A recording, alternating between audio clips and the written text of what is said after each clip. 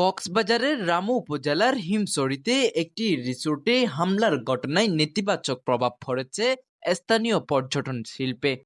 শনিবার দুপুরে royal haven রিসোর্টে হামলা চালিয়ে সীমানা প্রাচীর ভাঙচুর, নিরাপত্তা রক্ষীদের মারধর ও মালামাল লুটের অভিযোগ উঠেছে। স্থানীয় ভূমিদস্যু আনিসুল হক সোহাগের নেতৃত্বে হামলা হয়েছে বলে জানিয়েছে রিসোর্ট কর্তৃপক্ষ। এর সুষ্ঠু বিচার দাবি করেছেন পর্যটন ব্যবসায়ী ও স্থানীয়রা। আইন শৃঙ্খলা রক্ষাকারী বাহিনীও আশ্বাস দিয়েছেন প্রয়োজনীয় ব্যবস্থা নেওয়ার। কক্সবাজারের হিমছড়ি অপরূপ প্রাকৃতিক সৌন্দর্যে পূর্ণ একটি পর্যটন কেন্দ্র। এখানে পর্যটকদের আনাগোনাও হয় বেশ, তাই গড়ে উঠেছে ছোট বড় অনেক হোটেল ও রিসোর্ট। এমনই একটি রিসোর্টে শনিবার হামলা চালিয়েছে একদল সন্ত্রাসী। শনিবার দুপুরে স্থানীয় ভূমিদস্যু আনিসুল হক সোহাগের নেতৃত্বে সন্ত্রাসীরা হামলা চালায় প্রায় 3 একর জমির উপর গড়ে তোলা রয়্যাল হেভেন রিসোর্টে। এ সময় রিসোর্টের সীমানা প্রাচীর ভাঙচুর, দারোয়ানকে মারধর ও মালামাল লুট করা হয়।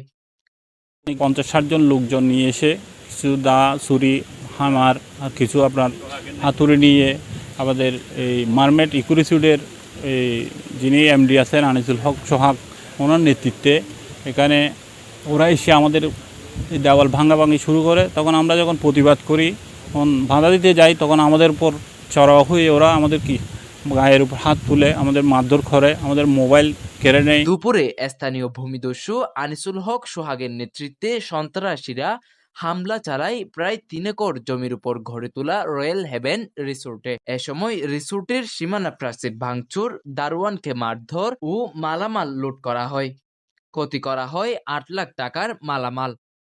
যোগাযোগ করা হয় পুলিশের জরুরি সেবা নম্বর 999-এ। তবে পুলিশ ঘটনাস্থলে পৌঁছানোর আগে সন্ত্রাসীরা পালিয়ে যায়। হামলার ঘটনায় রামু থানায় এজাহার দায়ের করেছেন রয়্যাল হেভেন রিসোর্টের মালিক পক্ষ। তাদেরকে অনেক মারধর করলো, ওয়ালগুলো ভাঙলো, কিছু জিনিসপাতি ছিল ওগুলো নিয়ে গেল, মোবাইল নিয়ে গেল। তারপর একটা ছেলেকে ধরে নিয়ে যেতে চাইছিল ওরা।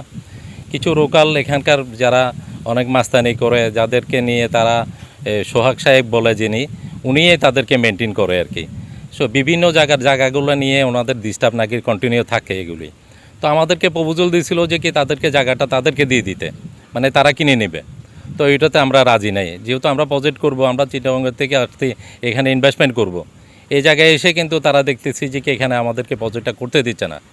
এখন রাতে এসে একবার এখানে জায়গাটা দখল করতে চাইলো, দেন দিনে এসে এখন ওয়াল টল ভেঙে সব কিছুই চুরমার করে দিয়ে দিচ্ছে। তাদের অভিযোগ, রিসোর্টের জমি দখলের উদ্দেশ্যে এমনটি ঘটানো হয়েছে।